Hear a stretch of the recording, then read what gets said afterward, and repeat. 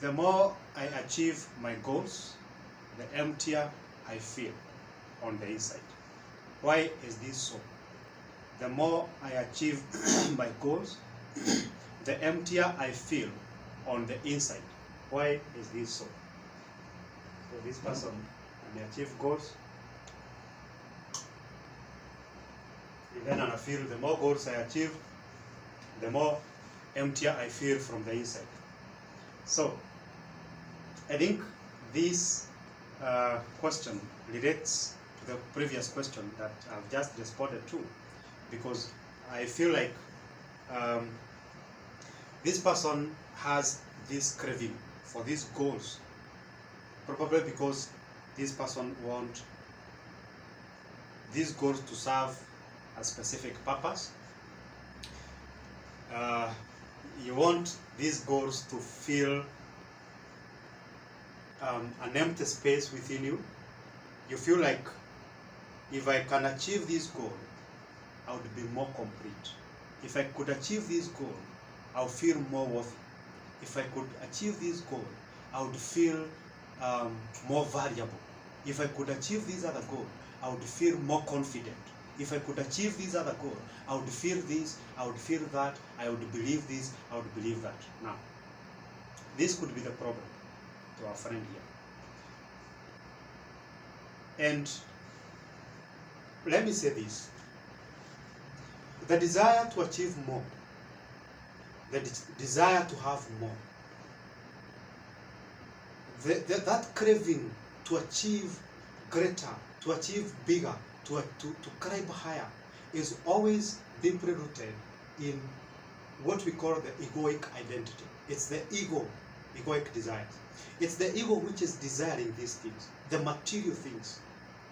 Because the ego is telling you a certain story behind the scene. Inakwambia, just imagine if you had a car. If you had a car, people would respect you more. Then you get the car and you're like, last time nilienda nyumbani during the holidays kama nimepewa lift ama nilienda na matatu. Lakini this time round nimeenda na gari. And actually watu wamenirespect. Nimekujua kwa gari, nikasalimiwa, mama yangu mpaka akaimba kawimbo, akadance hapo, akaniambia Mungu anibariki, sijui nabarikiwa. So mpaka nilienda nikatoroa vikombe za wageni. Na before nilikuwa nakunywa na zile tu za kawaida, but hiyo siku tu nimekuja na gari. And then the ego tells you, no, hiyo ni gari umenunua Kavix. What if ununue Kalimosi? What if ununue Range Rover? What if ununue Prado? What if, you see? So maybe if people are respecting you this much with this little, then they could respect you way much more with something bigger, with something more. So when you achieve more goals, you feel emptier, then that means that those are not your goals. They're not your goals, to be honest. Because if you achieve something, you should feel a level of fulfillment. And this level of fulfillment should not disappear shortly after. Because it's just like what happens with people who love ice creams, who love this kind of delicacy, who loves, whatever the case. So for example, let's say you love ice cream, and then you're like, wow, I feel I'm really craving for an ice cream. If I could only have an ice cream, I would really feel nice. And then you go and buy the ice cream, and then you take it. And then after walking for another 5 minutes, that ice cream was nice. If only I could have another one, I think I would be much happier. And then you take another one. And then you keep asking, if only I could have more, if only I could have more. And then this thirst, instead of quenching the thirst of ice cream, it actually seems that the more ice creams you have, the greater the thirst. The more ice creams you actually eat, the more you feel you want more. That is the same case that is happening here. Because this is your ego telling you that if you can have more, you can be happier. If you can have more, if you can be promoted to this position, you can be more abundant. If you can, and that is the long goal to learn after in life. Because you never have enough. Today you buy this thing, today for example you buy this laptop, and then by the time you use it for 2 days, they come up with a more advanced laptop. And then you go and buy that. Before you use it for another 2 days, they bring up another one, a new model, a new, a more advanced model of the same. So if you have that hunger within you, and then you keep obeying it, you keep wanting to satisfy it. So that means that the goals you have are not really your goals. They are the goals of the hunger within you. The goals you have are not really your goals. They are the goals of the craving within you. That voice that tells you you can have more, those are not your goals. So the reason why this person is feeling emptier after achieving something is because that thing was not yours. That goal was not yours. It was not you asking for that. Because if it was you asking for that, after getting it, you should feel whatever you wanted to feel. If after getting the car you wanted to feel more abundant, then you should feel abundant after getting the car. And the car should satisfy the abundance feeling for the rest of your life. If by getting the car you wanted respect, then after getting the car you should feel respected, and the respect should come forever in your life. It should not be like, today I have this because I have this, and then tomorrow I don't have this because I don't have what I had yesterday. So it should always be like, because now I thought by having this I will feel more complete, then I should always feel complete. This feeling of emptiness should never come back because I've now been able to obtain what I felt would complete me. I would feel like I have achieved my goals, or I would feel like I'm really living a good life, or I would feel like I'm really living, like people usually say, I would feel like I'm living if I could get this, if I could get that. I would feel that sense of achievement. I'll talk because that's actually the dormant feeling that most people want to feel. I would feel the feeling of achievement if I buy that, if I achieve that, if I get this promotion, if I go there, if I get that, if I acquire that. But you realize that when you acquire that, you're not going to feel a sense of achievement. You're actually going to feel a sense of wanting more, because that desire, that thirst within you have not been quenched by acquiring that. Before you set any goal, there are questions you need to ask yourself. Is this my goal? Or is this a goal which has been imposed on me by the society? Do I want a car because the society says that when you get a car now, you've gone to a higher standard? That when now you get a car, you are more respected.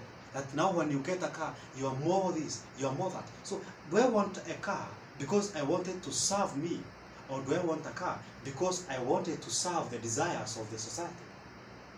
Do I want to buy, do I want the promotion because I want to brag amidst my friends that now I have a promotion? Or do I want a promotion because I wanted to serve me in this or another way? So you need to ask yourself, this goal, yes, I have it. Is it my goal or is it someone else's goal? Is it my goal or is it my trauma's goal?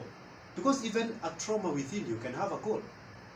Like, look at those people who have, for example, those people who have grown up in extreme poverty. This is somebody who is going to, instead of paying rent, atanunua kiatu ya 70,000. But this was not your goal. There's something else pushing you from within. Kuna kitu inakusukuma ufanye hii kitu. See that you really need this thing, but there's something telling you, have it. There's a voice within you that is telling you, you never grew up with this, so please have it. But the moment you have it, you realize that it's not actually going to satisfy anything within you. That voice is still talking to you. Sasa si umepata hiyo sawa. Sasa nao nataka upate hii ingine. Si umepata hiyo sasa hii ingine. Sasa hii ingine. Sasa hiyo. You die still trying to get that, still trying to reach out to that, still trying to upgrade that, still trying to buy that and purchase that and acquire that. So you're actually not going to live as you thought that by acquiring that you're going to live. Because even before you had anything, you are living. Even before you had a name, you are still living. Your mother's womb, you are living. Before even you got a name, before you got any clothes, before you got anything, you are living. So what now makes you think that it will make you feel like you are living by acquiring something external? So let us not feed our cravings. Let us not feed our societal cravings. Let us not feed the ego needs. the ego desires, the ego cravings. Because you don't need anything material to actually believe that you are worthy. You don't need anything material to actually believe that you are respectable. You don't need anything. You don't even need a specific type of dress code to actually earn respect, to actually earn confidence. It's not in the physical thing. It is a state of within. Because feeling worthy cannot be complemented with something external. Feeling worthy is something that you create from within. You feel worthy. You know? Confidence, again, even the question of confidence. There's nothing that can build, there's nothing external that can build your confidence. Sometimes I hear coaches, those life coaches, say, if you want to build your confidence, you dress like this, walk like this, talk like this, that's all. That's very short-lived. Because you are already going to have the confidence for as long as you are walking like that. The moment you become disabled, you don't have confidence because you don't have the legs to walk like that. They are going to tell you, use this hairstyle. The moment you have money to do that hairstyle, that's the only time you're going to have the confidence. When the hairstyle is gone, the confidence is gone. When these affirmations are gone, when this whatever is gone, the confidence is gone. So confidence is a state that is you can create within. It's something. It's not something that you build. Even self-worth. Self-worth is not something that you complement from external things. It's something that you tell yourself. You decide to become worthy. You decide that you are worthy because in reality you are. Because the universe does not make mistakes. If you are not worthy, you will not be. You are here because you are supposed to be here. And the reason why you are supposed to be here is because you still have a place. That's why you have a place. Otherwise, if you are not worthy, if you are not worthy completely, you will not be here. Because why would the universe or God waste the breath you are taking and kill a child? If you are not worthy, angekuwa tu hiyo breath unatake. Chukua na hiyo mtoto mwenye anakufa, mwenye kwa ICU. Hiyo space umechukua, hiyo kazi umepewa, hiyo whatever that you have been given, ikechukuliwa ipewe mtu mwingine mwenye kwa worthy because wewe uko worthless. So being worthless is something that you believe you are. It's something that you keep telling yourself that you are. Because in reality, you are. You just remind yourself that I am worthy. I am worthy. And there's nothing external that can make me worthy. There's nobody's words that can make me worthy. I am worthy without this person. I am worthy without this thing. I am worthy even when I have nobody. I am worthy. So, when you acquire things and then they make you feel emptier, this is simply because you are not feeding your goals. You are feeding something else's goals or someone else's goals. Maybe goals imposed on you by the society through societal conditioning, that when you are growing up, you are conditioned to believe that there are prestigious courses. If you do nursing, if you become a doctor, if you become an engineer, if you become a pilot, those are the prestigious courses. Now you want to become a pilot, not because you are interested in flying the aeroplane, but because you want to come home and tell them you are a pilot. So that's not your goal, and actually it's going to depress you. It's going to kill you because that's not your goal. So that's like, as I conclude, that's what I always tell people. That you see somebody who is becoming stressed and depressed for achieving a certain goal. But that is because that's not your goal. Because your burdens are weightless. Your burdens in life. Sometimes somebody will come to me and tell me, Eliud, I really feel that, I'm carrying a lot of weight on my shoulders. The burden is so heavy on me. That's because you're carrying someone else's burdens. Because your burdens, your baggages are weightless. Just like the way unaweza patana na mtu wako 100 kgs. And then you are like, huyo mtu anaweza kubeba hiyo mwili. And then unapata huyo mtu wako flexible kukuliko.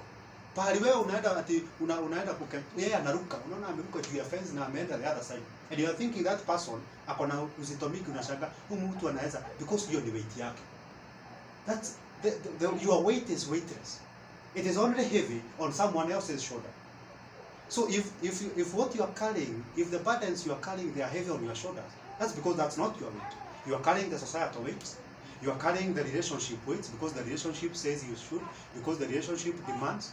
You are carrying your workplace weight, even when you are going home, because I must do this at work, I must be there, I must be here, I must do this. So your weight on your shoulders is weightless. But the moment you add on someone else's weight, something else's weight, the trauma's weight, the depression's weight, the addiction's weight, the drugs weight, the friend's weight, the spouse weight, the workplace weight, the governmental weight, the religious weight. You know, the religion is demanding, lazima tutoe sadaka, lazima tutoe 10%, sijui lazima tuende tukaangalie pastor, sijui lazima tuende church every Sunday, lazima. So, and that, unajipata ni kama you are becoming drained by that.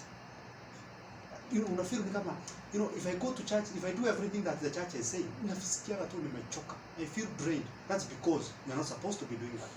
That's because you are putting someone else's weight on your shoulder. It's definitely going to be heavy. So, let us achieve that goals, the goals that defines who we are. Let us achieve goals that are responding to our, you know, to our passions, to our greatest desires, but not the desires that have been imposed on us by the society, not the desires that have been imposed on us by religion, not desires that have been imposed on us by the system, what the people call matrix or the system itself. Let us achieve, you know, you just strip yourself of everything. Get rid of religion at some point, and then ask yourself, me without religion, who can I be?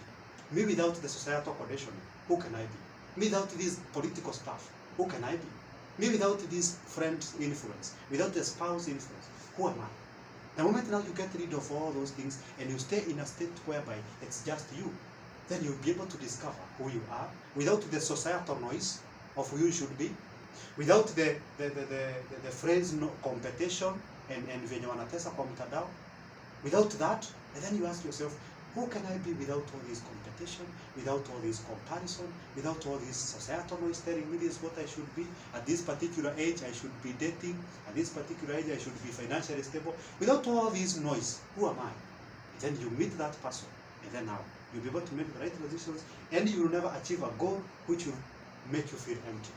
So the moment you achieve your goals, they should, you know, they should complement or they should satisfy that desire of which you decided to make to achieve the goal. But if you achieve a goal and then it makes you empty, that's not your goal. Thank you so much. So that's quite an episode. Nimeenda mfululizo bio, but thank you for showing up today. So asanteni sana, and now we conclude that point. So if you have any interaction, any comment, any question, you can start from. So any comment, any clarification, or anything else that you maybe like us to expound more. So the last question on healthy relationships, how does a healthy relationship look like? How does a healthy relationship look like? A healthy relationship looks like a healthy relationship. How can you say This is healthy. Yeah. You see that relationship which you don't feel like you're not, which you don't feel like you're forced to be in. That relationship which you feel like you're not being pushed to be in it. You're not sacrificing something. You're not sacrificing a personal goal to achieve a relationship goal. That relationship whereby you find yourself vibing and connecting with the person in the relationship without struggle. Like it's just happening. I don't make it work. It just happens. It just works. You know? I don't find myself giving excuses not to meet this person.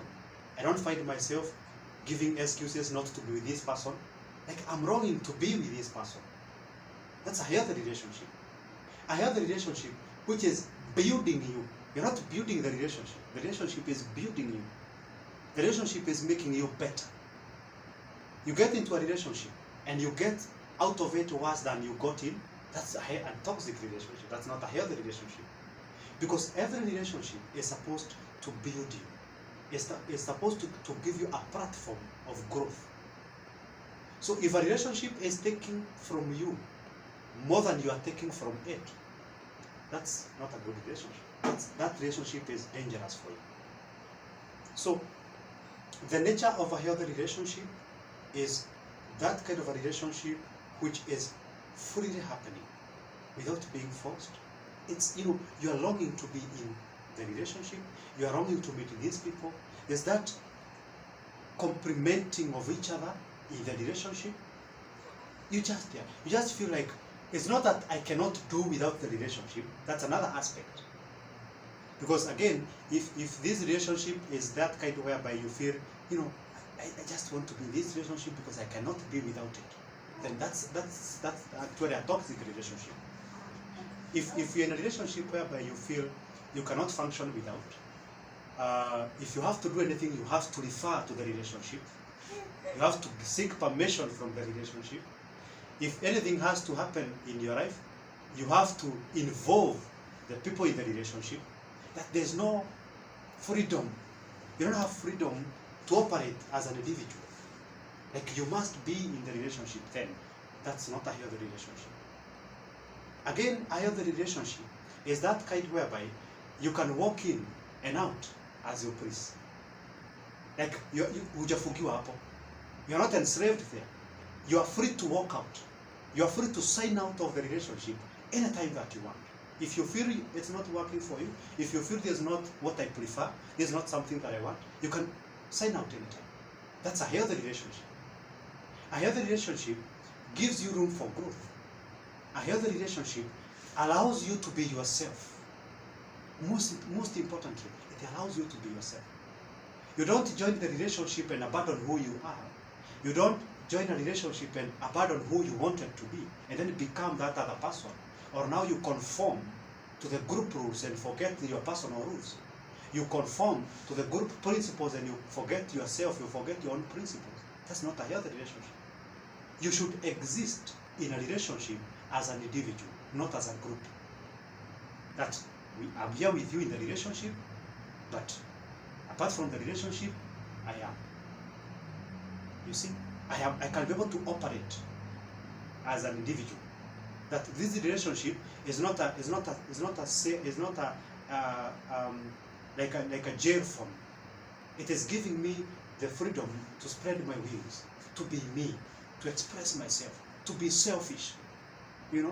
Because the word selfish has been defined wrongly. That's something that I came to realize recently. That the moment, because even when we are growing up, we are told not to be selfish. But actually, I always tell people, be selfish. Because selfish means selfish, to be yourself. When people say that they are Christian, what they say, that I am Christ-like, I'm Christish. So, when we say that you should be selfish, we are saying, be yourself. Be you.